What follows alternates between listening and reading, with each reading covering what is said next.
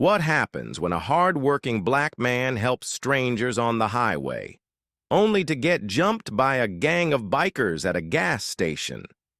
They laughed until a security camera caught everything. What followed flipped the whole town on its head. Before we begin the story, write in the comments where you are watching us from. You ever do something kind and get slapped by the world for it? That Saturday, I wasn't out looking for trouble. I was just driving home from volunteering at the shelter, hands still greasy from fixing up a lady's old Buick so she could get to work Monday. I do it every weekend. Ain't for praise. Folks just need help, and I know what it's like to be stuck and invisible.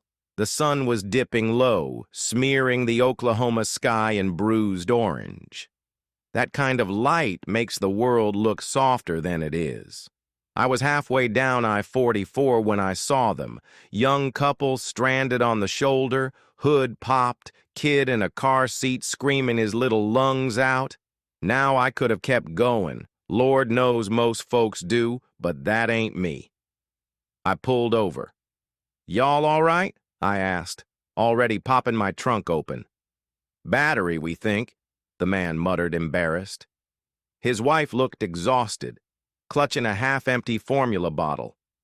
15 minutes later, jumper cables did their thing. That engine purred like it remembered how to breathe.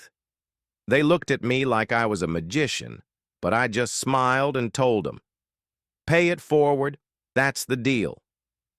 Back in my truck, I felt good. Not in a prideful way, just that warm, quiet kind. Like maybe the world still got a little balance left in it. I stopped at a gas station on the edge of town to grab a bottle of water and stretch my legs. Place looked like one of those spots that hadn't seen a mop or a smile since the Reagan era.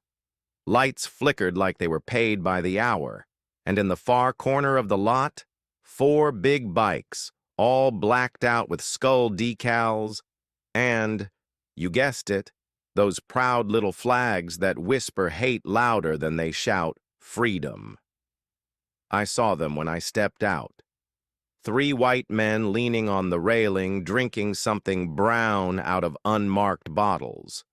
They were built like retired linebackers who never retired the attitude. I didn't say a word. Just nodded polite and walked inside. Cashier looked like he was trying hard to melt into the cigarette rack. I grabbed my water and stepped up to pay. Then, just like a bad Western, one of those bikers sidled in through the door, slow and cocky, blocking the counter. "Lost, brother?" he said with a grin that didn't touch his eyes. "No," I said calmly, "just thirsty." The cashier froze. That told me everything I needed to know. This ain't the first time. The second guy came in behind me, knocked the bottle clean out of my hand. It hit the floor, rolled under the gum display. I didn't even flinch. I've had worse. "I think you should be on your way," the first one said, chest puffed like he owned the building. "I think I should pay for my water," I replied, still calm. Always calm, even when I'm boiling underneath. That's when the third one walked in. No words. Just grabbed my shoulder, spun me around, and threw a gut punch that stole my air. I doubled, caught another boot to my shin. Next thing I knew, I was on one knee, hand over my head, tasting dust and blood. Nobody moved, nobody shouted. Just quiet gasps and the low hum of the overhead light flickering like a dying firefly. They laughed, not loud, just that dry, dismissive kind of laugh that tells you they think you ain't worth the air you breathe. "You don't belong here," one muttered. And you know what? For a split second, just a flash, I almost believed him. That's how it gets you, not with fists, with doubt. But they didn't know who I was. And more importantly, they didn't know who was watching. What happened next changed everything. You do not want to miss how this story unfolds. Let me tell you something most folks don't want to admit. The silence after a beating is louder than the punches. I was still kneeling, palm pressed to my temple, trying to blink through the sting. My breath was thin, heart thudding like it was knocking for help.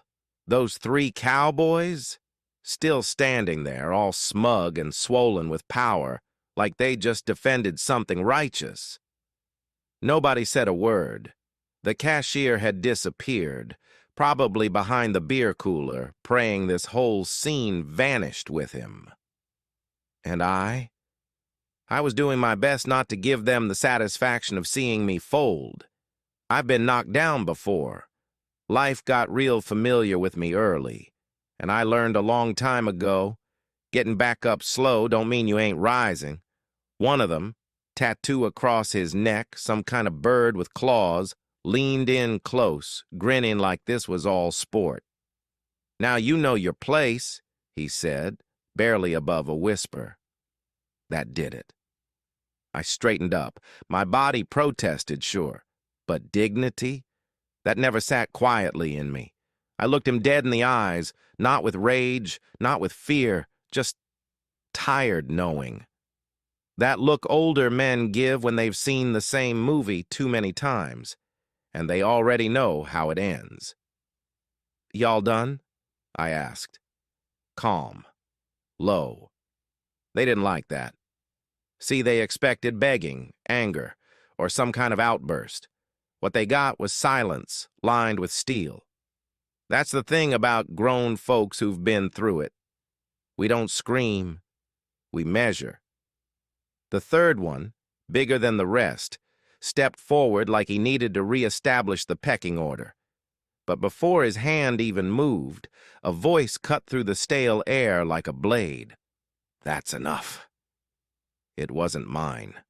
It came from the corner, behind the dusty security glass above the coffee station. Everyone turned. Standing there, arms crossed and eyes sharp like broken glass, was a woman I hadn't noticed before. Mid-50s, silver streak in her hair, wearing a navy blue janitor's jacket with jewel stitched on the breast. She didn't flinch, didn't lower her voice, just stared at them like she was measuring their worth and found 'em light. "You boys think this is funny?" she asked. They laughed. Of course they did. She didn't. "That camera up there?" She nodded toward the blinking red light above the door. "Been recording every second. And me? I already hit the button. This whole mess just went live straight to the regional manager's office. Might want to start thinking real hard about who your daddy knows." Suddenly, the air shifted. One of them muttered something under his breath, backing up toward the door. The big one stood there like his brain was buffering, unsure if bluffing back would look brave or stupid. But Jewel. She walked forward slow, each step like a clock ticking. "You don't scare me," she said. "And you don't own this place. So unless you want to make this situation worse for yourselves, I suggest you find the nearest exit before I find the nearest phone and call someone with handcuffs." The man with the tattoo opened his mouth and shut it. Maybe for the first time in years, he realized being loud ain't the same as being right. And just like that, they left. No more laughter, no more boots. Only the sound of a rusted door creaking open, and engines growling into the dark like beaten dogs. I sat down on the bench by the chips, finally letting my legs rest. Jewel brought me a fresh bottle of water and a look that said, "Don't even try to thank me." "You all right?" she asked. "Been better," I said, taking a sip. She pulled out her phone and showed me the screen. There it was, clear as daylight, 3 men jumping me, my face bloodied but defiant, and her stepping into frame like a storm in heels. "That ain't just going to corporate," she said. That's going to someone who cares. And for the first time that night, I believed her. This is the climax. Everything you've been waiting for is right here. Stay tuned to see how the hero flips the script in the final chapter. By Sunday morning, that footage had traveled farther than any of those men's motorcycles ever could. I woke up to 23 missed calls, 5 voicemails, and a text from my cousin saying, "You went viral, big bro, and not for fixing cars this time." Turns out Jewel wasn't bluffing. She sent that video to corporate, but she also posted it on a local community page with a caption that read, "Black man helps stranded family, gets attacked at gas station. Watch who steps in." It exploded. By noon, news vans were parked outside that dusty gas station like it had become the new town square.